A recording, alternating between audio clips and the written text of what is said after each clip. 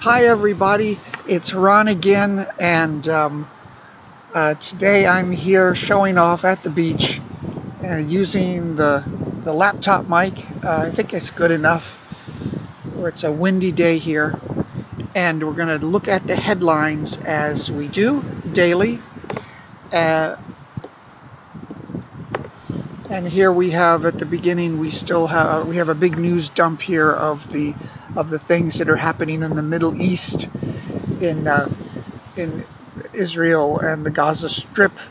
Lots of headlines that show the rift that has occurred between Israel and its neighbors. Saudi Arabia perhaps fundraising for Palestinians. Just a few weeks ago, they were about to normalize relations, apparently. Here we have a kind of a rabble-rousing headline that you have to realize this is from the Jerusalem Post, which is going to be pro-Israeli, but here's Russia, and they are very strongly taking this old line that the Arab states should not normalize relations with Israel before the Israeli-Palestinian conflict is settled. One might shoot back that there were several times in the past that they had an agreement, and Palestinian leadership at the time, whether they be Yasser Arafat or others, refused to sign at the very last minute.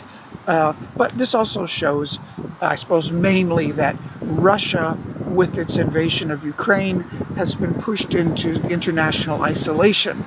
This has affected their own supply chains, their ability to procure weapons. So Russia is building a new alliance of countries that could include, hopefully to them, the Arab states, groups like Hamas or perhaps even Hezbollah, and the countries maybe like North Korea, maybe countries like China, just countries that maybe have goals that set them a little bit apart from the international Western liberal democratic uh, order. Um, so see, here's beyond that. Here we have Wagner, the uh, the so-called mercenary group from Russia that does a lot of fights a lot of tricky battles for Russian army, uh, supposedly planning to send air defenses to Hezbollah. Hezbollah is the group, certainly a terrorist group that controls the southern part of Lebanon. And just like Hamas, while this group may have goals of their own, they're certainly open to doing things for other countries. This is the theory, for instance, that what happened in the Gaza Strip with Hamas was at the behest of Iran, because Iran has goals in the region that include becoming closer with Saudi Arabia, or at least forestalling Saudi Arabia becoming allies with their bitter enemy Israel. And this is something that also tells us about what has happened in the Middle East over the years. It's not just Israel wanting to make peace with the PLO, or being forced to make peace with the PLO. It has to do with all the other countries in that region do have sort of bones to pick with Israel. They have their own goals. You have the idea that in some of these countries like Jordan and a little bit in Syria, they're almost at certain times, the demographics may have changed, but at certain times there are more Palestinians than local people there. So it'd been said, well, why don't you make Jordan into a Palestinian state, or should all the Palestinians be expelled from exile when they left these areas in the 40s, the 30s and 40s? Should they be coming back allowed to go back into the West Bank and the Gaza Strip, where Israel would say, no, we don't want them to go? We have issues like the occupied territory, the Golan Heights with Syria. And then, as I mentioned before, we have stuff with Iran where they have different goals of trying to forestall peace. So this Palestinian question has always been complicated by stuff like that. Um, so Here we have stuff. UK Army to be deployed for million-strong Palestinian march. This is, certain to. This sort of thing is certain to raise questions, discussions about immigration in different countries. Do you allow undifferentiated immigration? Should the people coming into the country uh, be able to live totally and freely in their own way, in the same way they lived in their own countries, or should they be required to adopt the customs and the norms of the country they're moving into? And of course, this is the fear maybe in the UK, maybe in the US, and you could even say this is a xenophobic fear that when you have allowed just completely open immigration for a long period of time, you might change the character, the political character of your country. Um, Here's this guy. What a weird, ugly, funny-looking white guy, and I can say that because I'm a weird, ugly-looking, funny white guy myself. But take a look at his girlfriend if you want to look unusual-looking people. Um, yeah, this guy. See, he completely knocked the wars of the world off the headlines here on Drudge. Uh, what's happening in Gaza is gone because of him. You see, I'm not sure if he was convicted. I believe he was of this, or at least accused. This was the charge. I don't know. It's probably not relevant, but taking $8 billion from his crypto fund and putting it in his own slush fund or hedge fund. That's the allegation. Probably doesn't matter exactly, but this guy got convicted. I suspect, as in a lot of these things, if you're in some scheme like that where you expect your proceeds to go up forever, if you play funny business like he was dipping into the funds that was supposed to be for the customer's investment allegedly, and not disclosing where those funds were going, allegedly.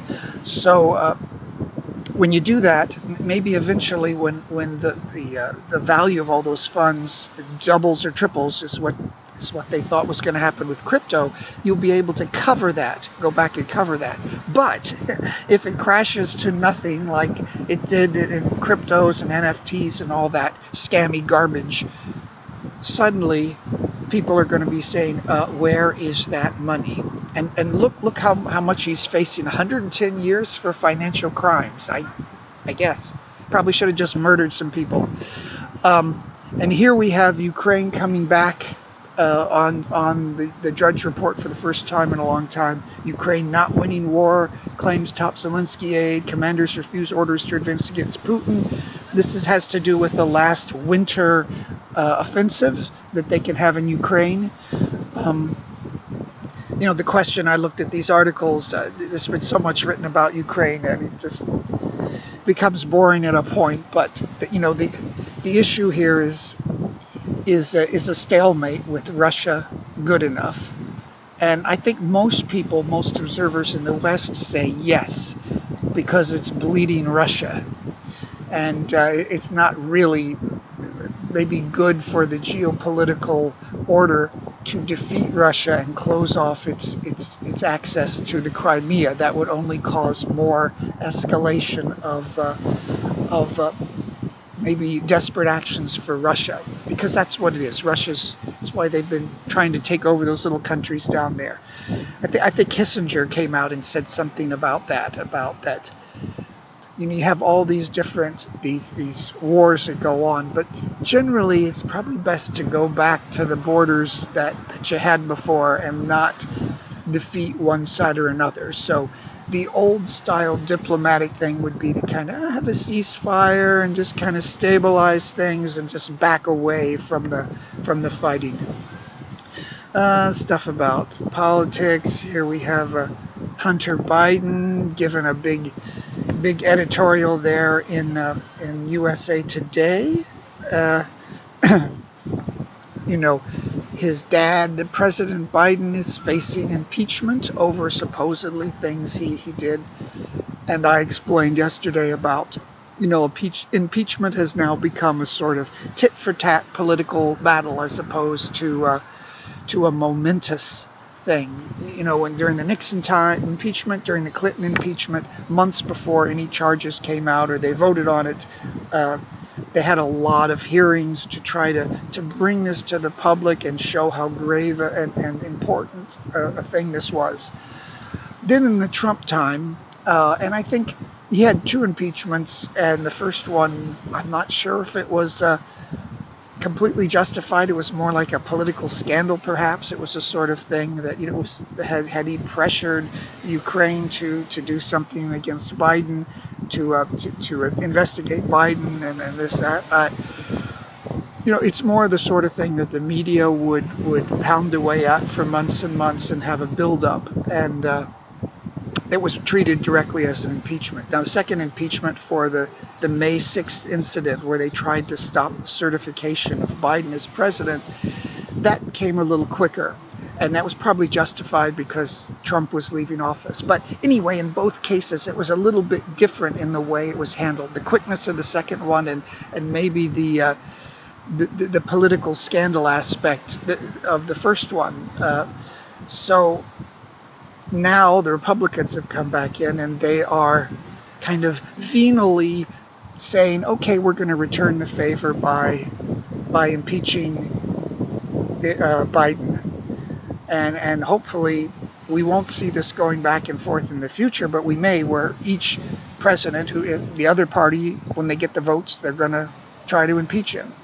And anyway, they say it's an impeachment trial, but it isn't. All it is if you got the votes, you guys vote for him, and the people don't like him, vote against him. It's not like a jury trial or where there's a judge or people are looking at the evidence. All politics, scummy stuff. There's more stuff about Donald Trump there on the left. It's kind of interesting. The Hells Angels. I always wonder about people who devote themselves to this sort of life. I would think it's a very weird, nervous lifestyle you'd have. It's coming in very slow. I just wanted to mention, the biker held down and tattooed, sleeping for rival's wife, spouse was raped and revenge. I don't know. The only thing I think about when I think about the Hells Angels is if you're interested in this sort of subject, you've got to read Hunter S. Thompson's book called Hells Angels, something. If you look up Hunter S. Thompson and Hells Angels, he wrote a book about his experience sort of infiltrating and becoming one of the Hells Angels at one point. And it's in the famous style of his gonzo journalism. So instead of being a remote look at something through kind of indifferent eyes, he is a participant in the story.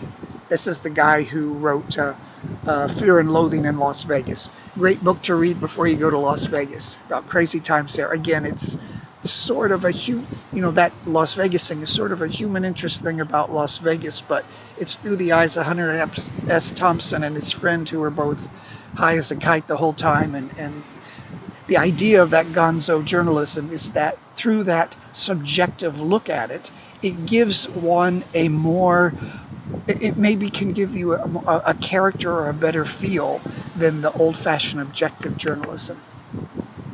Students walk out of Hillary Clinton's Columbia class to protest. Again, these are weird American college students that after they see what Hamas did in Israel, and I would argue that it's not the Palestinians, it's Hamas. It's a terrorist group that with ties to Iran that took over in a coup from the legitimate government of the Palestinian people there. But American students, knee-jerk, are condemning Israel for trying to get back their hostages or responding in kind to wipe out Hamas. So I suppose in one way, and I've spoken about this before, we can see headlines like this and think that it's a trend, but maybe it's just nutty college students. And especially in the United States, we can expect weird, extreme oddball opinions like this to come out at times. So I'm not sure if it really shows what normal people think. Snow on Halloween. Um, More stuff about, this is Nikki Haley. This is more stuff about the presidential elections next year. I don't really focus on that because that'll sort itself uh, uh, as we get closer to the primaries. Um, Hollywood sign turns 100. LA no move to party. Where's my cursor? Okay. I used to live in LA for quite a few years. What a place to be. Apparently the city has really gone downhill. Uh, and we have, this is an interesting article that's mainly about the Hollywood sign, the history of it.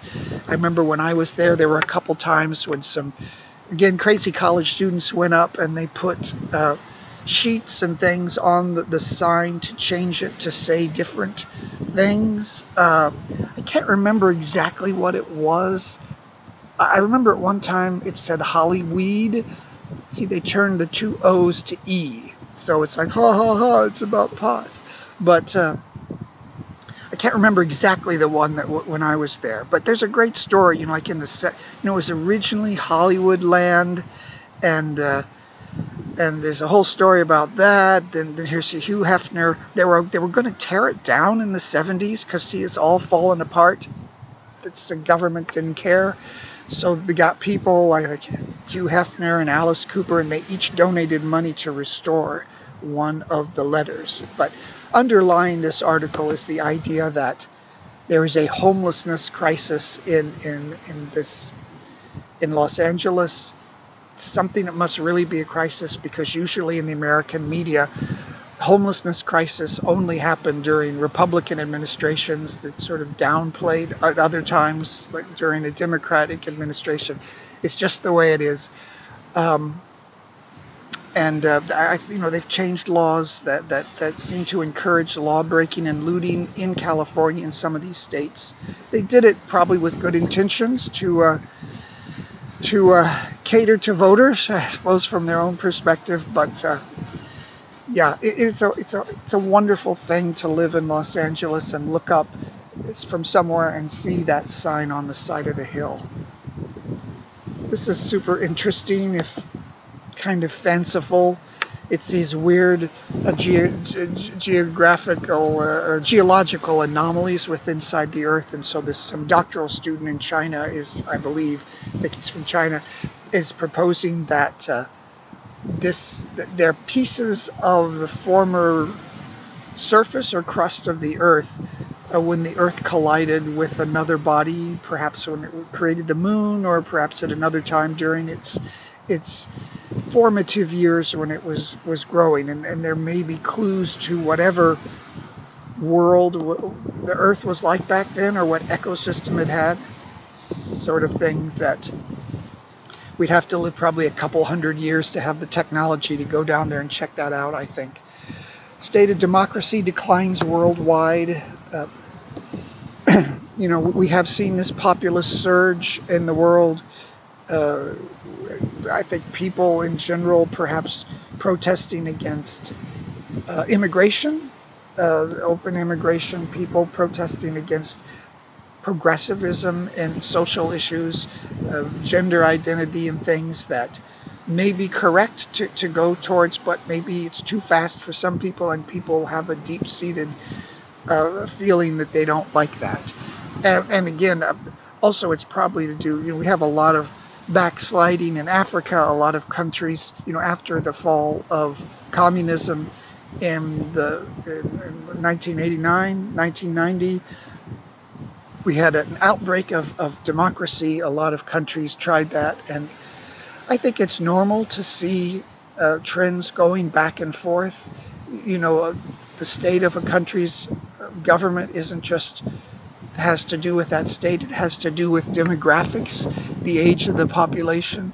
It has to do with the economy over time. It has to do with the pressures that country has to face, and that's very very unique. What pops into my head right now is the idea of Iran. Iran, when they had the Islamic Revolution in 1979, they encouraged people to have a lot of kids. So they have a young bubble of people there, and that people, the West has long thought, analysts have thought that is what will eventually temper the theocratic, religious small clique that controls the government and thus money and the economy in that country. I'm going to drink. So the idea is what we're seeing now with uh, with young people that protest against the deaths of like young women who get beaten up on the street for not wearing the correct attire, stuff like that, is the natural effect of a younger, more liberal or progressive population, what that has on the old guard. And the idea that, when a government comes to power and wants people to have a lot of kids, they create a demographic bubble that will change that government's aspect somewhere down the line. Um, New York is expensive. Okay, stop the presses. Um, shoppers pulling back. Amazon shutting stores. Fake nudes of real students causing uproar at high school. Like, holy cow. I just think back when I was in high school. Could you imagine if they had that? We have so many mischievous kids, and they'd do anything. Every woman, every girl would have the nude photos that kids would be sharing around. What a nightmare for the school administrators. I think they get rid of child porn with very strong laws. They're going to have to do that, I think, to protect young people from this sort of thing. Britney Spears' memoir sells 1.1 copies in the first week. I think that's a lot for this day and age. Let's see how. Okay. Very slow JavaScript coming in here. So it is interesting, when you look back or if you listen to some of my broadcasts in podcasts, whatever this is. Used to be just a video online, but anyway, if you listen to these in the past weeks, I mentioned you saw Britney Spears, she pops up in the news, and that usually doesn't happen for any reason except they're promoting something like this. So weeks and weeks they build up in the press something, oh, she's dancing with swords online. Oh, people are concerned about her. That's publicist crap that they're building up to this book sale. And they also did that with Jada Pinkett Smith. There were all these things. Oh, in an interview she said this about Will Smith. Oh my gosh, they haven't been together. And it was also build up for a memoir. And I think news sources, whatever they are, should always mention that they're participating in a publicity campaign rather than legitimately covering the news. So speaking of books, I'm going to put this right in here because it's a book. Britney sold 1.1 million. Now I've sold considerably less, but this is my book. It's a new novel of Bangkok. I meant it to be a really definitive look at Thailand, the experience of being here, being a young person trying to work here, being a local in this time of change in concrete, huge concrete structures and change that, as a Westerner, if you're back in those countries, the country's changed so quickly here you could probably hardly imagine it. But it has amazing stresses on life, especially in a place that's so ancient. So check it out on Amazon, and it's on Kindle, and I'd love it if somebody read it and told me what they thought of it. Second woman sues Aerosmith's Steven Tyler for sex assault, something that happened in 1975.